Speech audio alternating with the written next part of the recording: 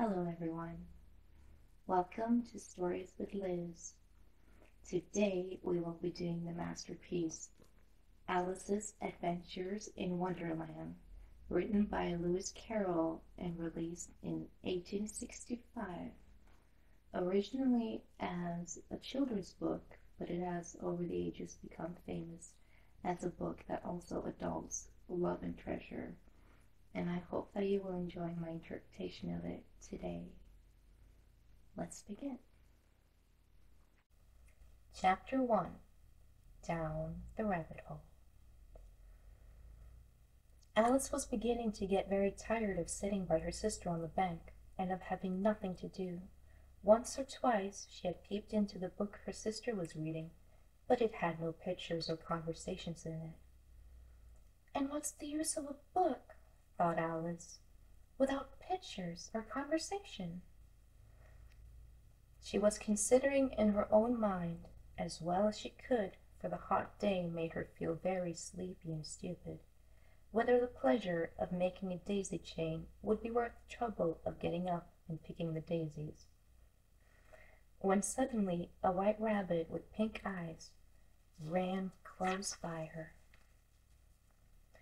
There was nothing so very remarkable in that, nor did Alice think it so very much out of the way to hear the rabbit say to itself, oh dear, I shall be too late."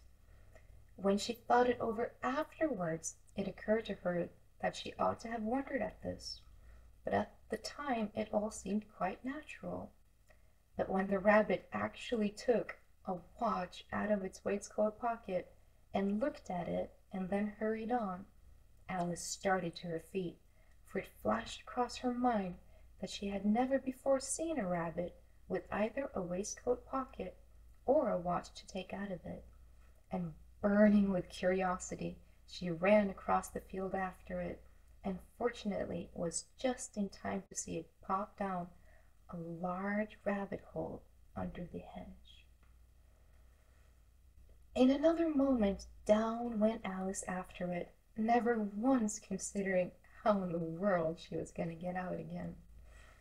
The rabbit hole went straight on like a tunnel for some way, and then dipped suddenly down, so suddenly that Alice had not a moment to think about stopping herself before she found herself falling down a very deep well.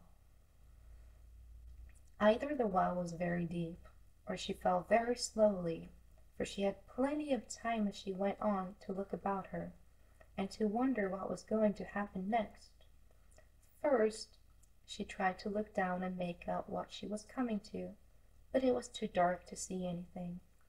Then she looked at the sides of the well, and noticed that they were filled with cupboards and bookshelves, and there she saw maps and pictures hung upon pegs. She took down a jar from one of the shelves as she passed. It was labeled orange marmalade. But to her great disappointment it was empty. She did not like to drop the jar, of fear of killing somebody, so managed to put it into one of the cupboards as she fell by it. Well, thought Alice to herself, after such a fall as this, I shall think nothing of tumbling downstairs. How brave they'll all think me at home. Why, I wouldn't say anything about it, even if I fell off the top of the house, which was very likely true. Down, down, down. Would the fall never come to an end? I wonder how many miles I've fallen by this time, she said aloud. I must be getting somewhere near the center of the earth. Let me see. That would be 4,000 miles down, I think. For you see, Alice had learned several things of the sort in her lessons in the schoolroom, and thought this was not a very good opportunity for showing off her knowledge, as there was no one to listen to her. Still, it was good practice to say it over. Yes, that's about the right distance. But then I wonder what latitude or longitude I've got to. Alice had no idea what latitude was, or longitude either, but thought they were nice grand words to say Presently she began again. I wonder if I shall fall right through the earth.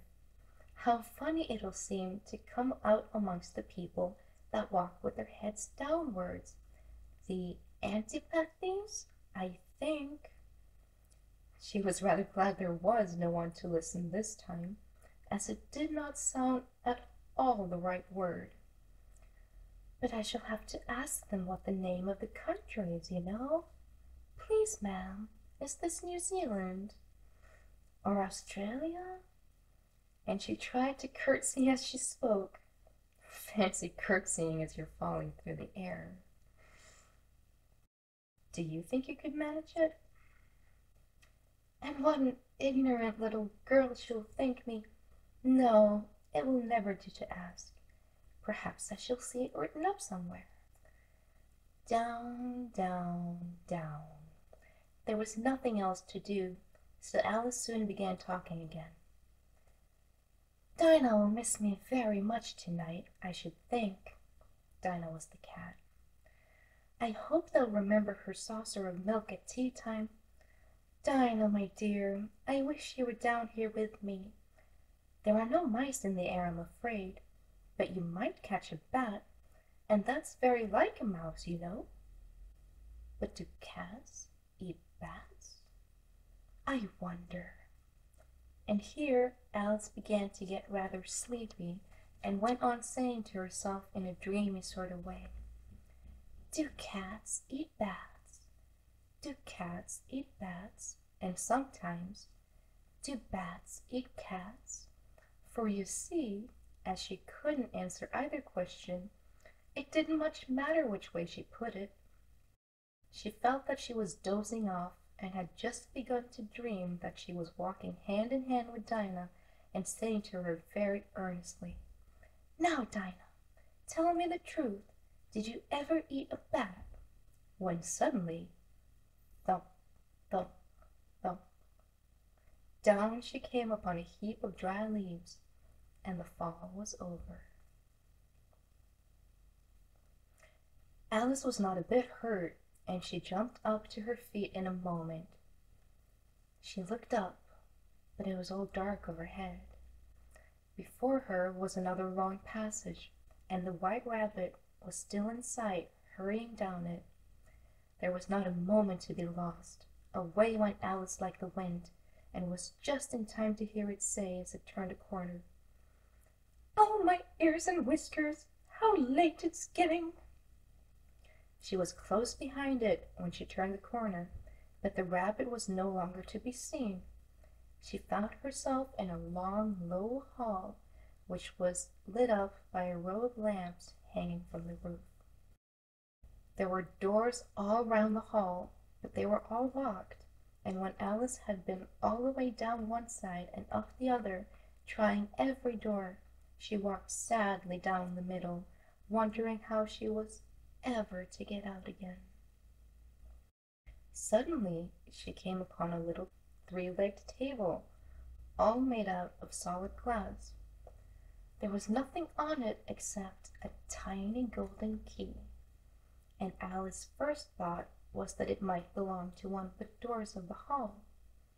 But at last, either the locks were too large or the key was too small, but at any rate it would not open any of them.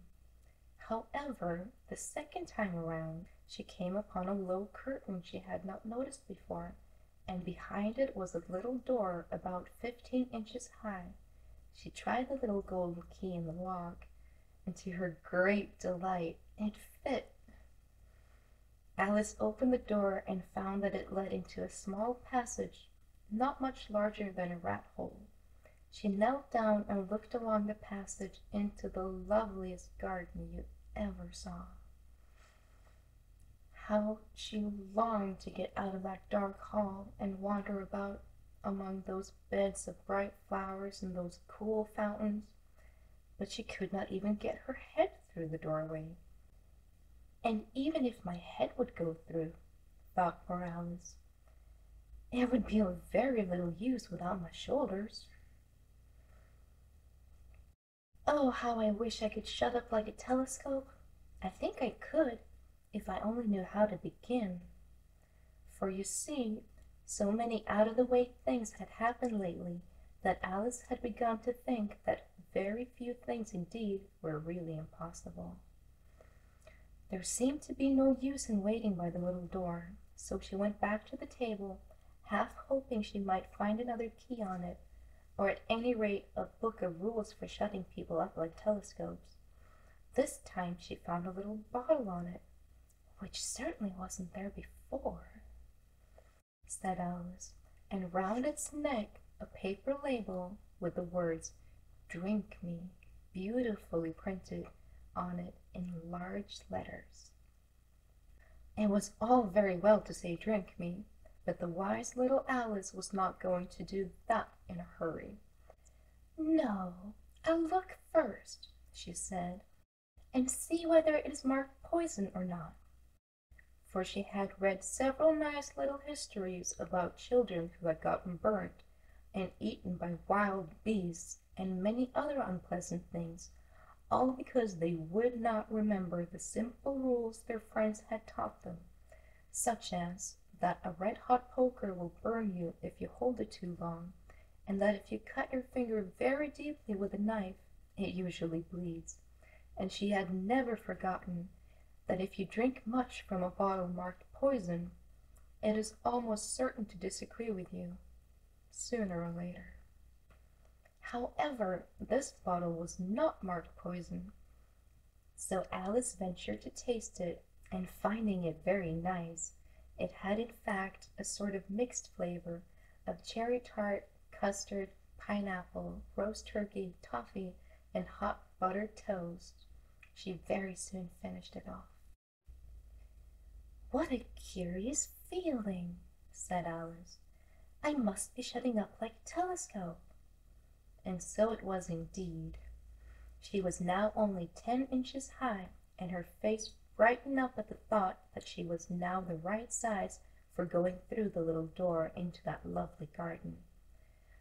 First, however, she waited for a few minutes to see if she was going to shrink any further. She felt a little nervous about this. "For it might end, you know," said Alice, "in my going out altogether like a candle. I wonder what I should be like then." And she tried to fancy what the flame of a candle is like after it is blown out, for she could not ever remember having seen such a thing. After a while, finding that nothing more happened, she decided on going into the lovely garden at once. But at last, for poor Alice!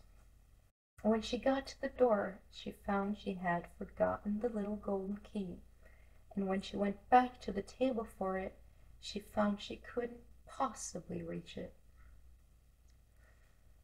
She could see it quite plainly through the glass, and she tried her best to climb up one of the table legs, but it was too slippery, and when she had tired herself out with trying, the poor little thing sat down and cried. "Come, there's no use in crying like that," said Alice to herself rather sharply. "I advise you to leave it off this minute." She generally gave herself very good advice, though she very seldom followed it, and sometimes she scolded herself so severely as to bring tears into her eyes, and once she remembered trying to box her own ears for having cheated herself in a game of croquet she was playing against herself, for this curious child was very fond of pretending to be two people. "But it's no use now," thought poor Alice, "to pretend to be two people. Why, there's hardly enough of me left to make one respectable person." Soon her eye fell on a little glass box that was lying under the table. She opened it and found in it a very small cake on which the words "Eat me" were beautifully imprinted on it in currants. "Well, I'll eat it," said Alice, "and if it makes me larger, I can reach the key, and if it makes me smaller, I can creep under the door, So either way, I'll get into the garden, and I don't care which happens." She ate a little bit and said anxiously to herself, "Which way? Which way?" holding her hand on the top of her head to feel which way it was growing, and she was quite surprised to find that she remained the same size. To be sure, this generally happens when one eats cake, but Alice had got so much into the way of expecting nothing but out-of-the-way things to happen that it seemed quite dull and stupid for life to go on in the common way. So she set to work and very soon finished off the cake. Chapter 2. The Pool of Tears. "Curiouser and curiouser," cried Alice.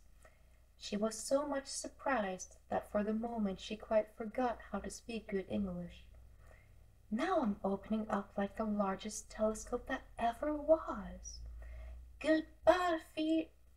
For when she looked down at her feet, they seemed to be almost out of sight, they were getting so far off. "Oh, my poor little feet, I wonder who will put on your shoes and stockings for you now, dears. I'm sure I shan't be able. I shall be a great deal too far off to trouble myself about you. You must manage the best way you can. But I must be kind to them," thought Alice, "or perhaps they won't walk the way I want to go. Let me see. I'll give them a new pair of boots every Christmas." And she went on planning to herself how she would manage it. "They must go by the carrier," she thought, "and how funny it'll seem, sending presents to one's own feet, and how odd the directions will look. Alice's right foot, Esquire, hearthrug, near the fender, with Alice's love." Oh dear, what nonsense I'm talking. Just then her head stuck against the roof on the hall. In fact, she was now more than 9 feet high, and she at once took up the little golden key and hurried off to the garden door. Poor Alice! It was as much as she could do lying down on one side to look through into the garden with one eye, but to get through was more hopeless than ever. She sat down and began to cry again. "You ought to be ashamed of yourself," said Alice. "A great girl like you," she might as well say this, "to go on crying in this way. Stop this moment, I tell you." But she went on all the same, shedding gallons of tears, until there was a large pool all round her, about 4 inches deep and reaching half down the hall. After a time she heard a little pattering of feet in the distance, and she hastily dried her eyes to see what was coming. It was the White Rabbit returning, splendidly dressed, with a pair of white kid gloves in one hand and a large fan in the other. He came trotting along in a great hurry, muttering to himself as he came, "Oh, the Duchess, the Duchess! Oh, won't she be savage if I kept her waiting?" Alice felt so desperate that she was ready to ask help of anyone, so when the rabbit came near her, she began in a low, timid voice, "If you please, sir." The rabbit stared violently, dropped the white kid gloves and the fan, and scurried away into the darkness as hard as he could go. Alice took up the fan and gloves, and as the hall was very hot, she kept fanning herself all the time she went on talking. "Dear, dear, how queer everything is today. And yesterday things went on just as usual. I wonder if I've been changed in the night. Let me think. Was I the same when I got up this morning? I almost think I can remember feeling a little different. But if I'm not the same, the next question is, who in the world am I? Ah, that's the great puzzle. and she began thinking over all the children she knew that were of the same age as herself, to see if she could have been changed for any of them. "I'm sure I'm not Ada," she said, "for her hair grows in such long ringlets, and mine doesn't go in ringlets at all. And I'm sure I can't be Mabel, for I know all sorts of things, and she knows such a very little. Besides, she is she, and I am I. And, oh dear, how puzzling it all is. I'll try if I know all the things I used to know. Let me see. 4 times 5 is 12, and 4 times 6 is 13, and 4 times 7 is... Oh dear, I shall never get to 20 at that rate. However, the multiplication table doesn't signify. Let's try geography. London is the capital of Paris, and Paris is the capital of Rome, and Rome... No, that's all wrong. I am certain I must have been changed for Mabel. I'll try to say, how doth the little... And she crossed her hands on her lap as if she were saying lessons, and began to repeat it. But her voice sounded hoarse and strange, and the words did not come out the same as they used to do. How doth the little crocodile improve his shining tail, and pour the waters of the Nile on every golden scale? How cheerfully he seems to grin, how neatly spread his claws, and welcomes little fishes in with gently smiling jaws. I'm sure those are not the right words, said poor Alice, and her eyes filled with tears again as she went on. I must be Mabel after all, and I have to go and live in that poky little house, and have next to no toys to play with, and oh, ever so many lessons to learn. No, I've made up my mind about it. If I'm Mabel, I'll stay down here. It'll be no use their putting their heads down and saying, Come up again, dear. I shall only look up and say, Who am I, then? Tell me that first, and then, if I like being that person, I'll come up. If not, I'll stay down here till I'm somebody else. But, oh dear, cried Alice with a sudden burst of tears, I do wish they would put their heads down. I'm so very tired of being all alone here. As she said this, she looked down at her hands and was surprised to see that she had put on one of the rabbit's little white kid gloves while she was talking. How can I have done that? She thought. I must be growing small again. She got up and went to the table to measure herself by it, and found that, as nearly as she could guess, she was now about 2 feet high, and was going on shrinking rapidly. She soon found out that the cause of this was the fan she was holding, and she dropped it hastily, just in time to avoid shrinking away altogether. That was a narrow escape, said Alice, a good deal frightened at the sudden change, but very glad to find herself still in existence. And now for the garden. And she ran with all speed back to the little door. But alas, the little door was shut again, and the little golden key was lying on the glass table as before. And things are worse than ever, thought the poor child, for I never was so small as this before, never, and I declare it's too bad, that it is. As she said these words, her foot slipped, and in another moment, splash! She was up to her chin in salt water. Her first idea was that she had somehow fallen into the sea, and in that case, I can go back by railway, she said to herself. Alice had been to the seaside once in her life, and had come to the general conclusion that wherever you go to on the English coast, you find a number of bathing machines in the sea, some children digging in the sand with wooden spades, then a row of lodging houses, and behind them a railway station.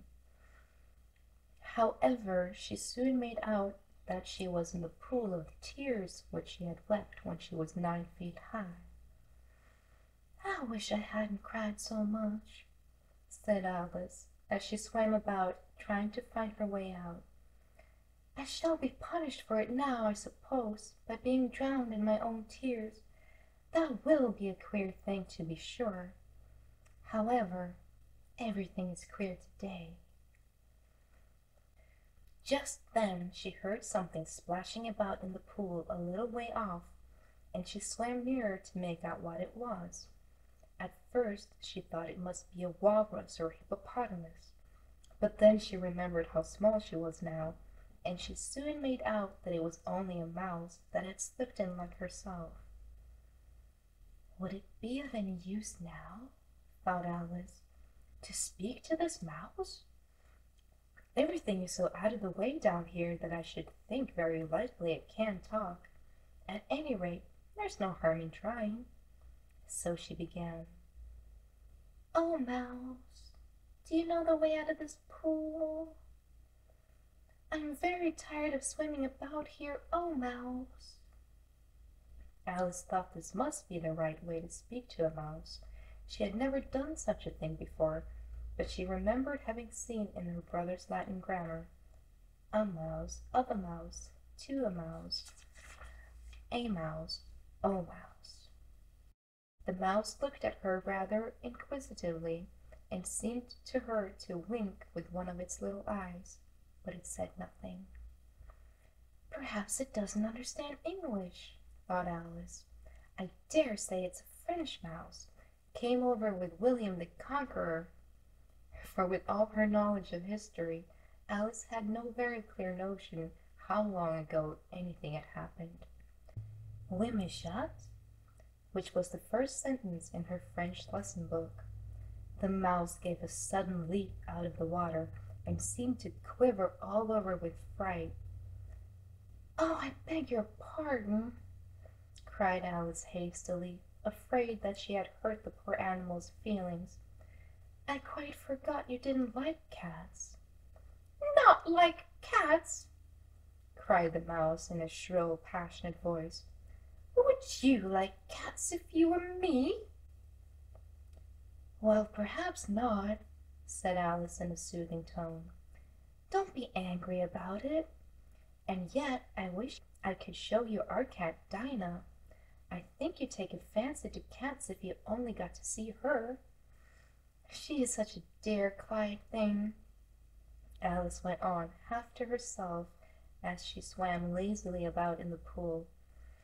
"And she sits pouring so nicely by the fire, licking her paws and washing her face, and she is such a nice, soft thing to nurse, and she is such a capital one for catching mice, and oh, I beg your pardon," cried Alice again, for this time the mouse was bristling all over, and she felt certain it must be really offended. "We won't talk about her any more if you'd rather not." "We indeed!" cried the mouse, who was trembling down to the end of his tail. "As if I would talk on such a subject! Our family always hated cats. Nasty, low, vulgar things. Don't let me hear that name again." "I won't indeed," said Alice, in a great hurry to change the subject of conversation. Are you fond of dogs?" The mouse did not answer, so Alice went on eagerly. "There is such a nice little dog near our house, I should like to show you. A little bright-eyed terrier, you know, with oh, such long curly brown hair, and it'll fetch things when you throw them, and it'll sit up and beg for its dinner and all sorts of things. I can't remember half of them. And it belongs to a farmer, you know, and he says it's so useful it's worth £100. He says it kills all the rats and—" "Oh dear," cried Alice in a sorrowful tone, "I'm afraid I've offended it again." For the mouse was swimming away from her as hard as it could go, and making quite a commotion in the pool as it went. So she called softly after it, "Mouse dear, come back again, and we won't talk about cats or dogs either, if you don't like them." When the mouse heard this, it turned around and swam slowly back to her. Its face was quite pale with passion, Alice thought, and it said in a low, trembling voice, "Let us get to the shore, and then I'll tell you my history, and you will understand why it is I hate cats and dogs." It was high time to go, for the pool was getting quite crowded with the birds and animals that had fallen into it. There was a duck and a dodo, a lory and an eaglet, and several other curious creatures. Alice led the way, and the whole party swam to shore.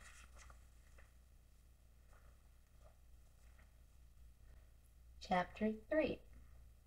A Caucus Race and a Long Tail.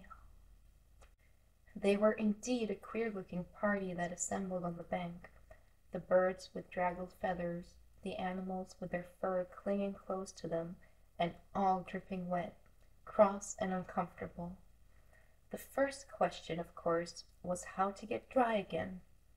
They had a consultation about this, and after a few minutes it seemed quite natural to Alice to find herself talking familiarly with them as if she had known them all her life. Indeed, she had quite a long argument with the Lory, who at last turned sulky and would only say, "I am older than you, and must know better." And this Alice would not allow without knowing how old it was, and as the Lory positively refused to tell its age, there was no more to be said. At last the mouse, who seemed to be a person of authority among them, called out, "Sit down, all of you, and listen to me. I will soon make you dry enough." They all sat down at once in a large ring, with the mouse in the middle. Alice kept her eyes anxiously fixed on it, for she felt sure that she would catch a bad cold if she did not get dry very soon. "Ahem!" said the mouse with an important air. "Are you all ready? This is the driest thing I know. Silence all around, if you please. William the Conqueror, whose cause was favored by the Pope, was soon submitted to by the English, who wanted leaders, and had been of late much accustomed to usurpation and conquest. Edwin and Morcar, the Earls of Mercia and Northumbria." "Ugh," said the Lory with a shiver. "I beg your pardon," said the mouse, frowning, but very politely. "Did you speak?" "Not I," said the Lory hastily. "I thought you did," said the mouse. "I proceed. Edwin the Morcar, the Earls of Mercia and Northumbria, declared for him, and Stigand, the patriotic Archbishop of Canterbury, found it advisable." "Found what?" said the duck. "Found it," the mouse replied rather crossly. "Of course you know what it means." "I know what it means well enough. When I find a thing," said the duck, "it's generally a frog or a worm. The question is, what did the Archbishop find?" The mouse did not notice this question, but hurriedly went on. "Found it advisable to go with Edgar Atheling to meet William and offer him the crown. William's conduct at first was moderate, but the insolence of his Normans— How are you getting on now, my dear?" it continued, turning to Alice as it spoke. "As wet as ever," said Alice in a melancholy tone. "It doesn't seem to dry me at all." "In that case," said the dodo solemnly, rising to its feet. "I move that the meeting adjourn for the immediate adoption of more energetic remedies." "Speak English," said the eaglet. "I don't know the meaning of half those long words, and, what's more, I don't believe you do either." And the eaglet bent down its head to hide a smile. Some of the other birds tittered audibly. "What I was going to say," said the dodo in an offended tone, "was that the best thing to get us dry would be a caucus race." "What is a caucus race?" said Alice. Not that she much wanted to know, but the dodo had paused as if it thought that somebody ought to speak, and no one else seemed inclined to say anything. "Why," said the dodo, "the best way to explain it is to do it. And as you might like to try it yourself some day, I'll tell you now how the dodo managed it. First it marked out a race course in a sort of circle. The exact shape doesn't matter, it said. And then all the party were placed along the course, here and there. There was no 1, 2, 3 and away, but they began running when they liked, and left off when they liked, so that it was not easy to know when the race was over. However, when they had been running half an hour or so, and were quite dry again, the dodo suddenly called out, "The race is over!" And they all crowded round it, panting and asking, "But who has won?" This question the dodo could not answer without a great deal of thought, and it sat for a long time with one finger pressed upon its forehead, the position in which you usually see Shakespeare in the pictures of him, while the rest waited in silence. At last the dodo said, "Everybody has won, and all must have prizes." "But who is to give the prizes?" quite a chorus of voices asked. "Why, she, of course," said the dodo, pointing to Alice with one finger, and the whole party at once crowded round her, calling out in confused ways, "Prizes! Prizes!" Alice had no idea what to do, and in despair she put her hand in her pocket and pulled out a box of comfies. Luckily the salt water had not got into it, and handed them round as prizes. There was exactly one apiece all around. "But she must have a prize herself, you know," said the mouse. "Of course," the dodo replied very gravely. "What else have you got in your pocket?" he went on, turning to Alice. "Only a thimble," said Alice sadly. "Hand it over here," said the dodo. Then they all crowded round her once more, while the dodo solemnly presented the thimble, saying, "We beg your acceptance of this elegant thimble." And when it had finished this short speech, they all cheered. Alice thought the whole thing very absurd, but they all looked so grave that she did not dare to laugh, and, as she could not think of anything to say, she simply bowed and took the thimble, looking as solemn as she could. The next thing was to eat the comfies. This caused some noise and confusion, as the large birds complained that they could not taste theirs, and the small ones choked and had to be patted on the back. However, it was over at last, and they sat down again in a ring and begged the mouse to tell them something more. "You promised to tell me your history, you know," said Alice, "and why it is you hate C and D," she added in a whisper, half afraid that it would be offended again. "Mine is a long and sad tale," said the mouse, turning to Alice and sighing.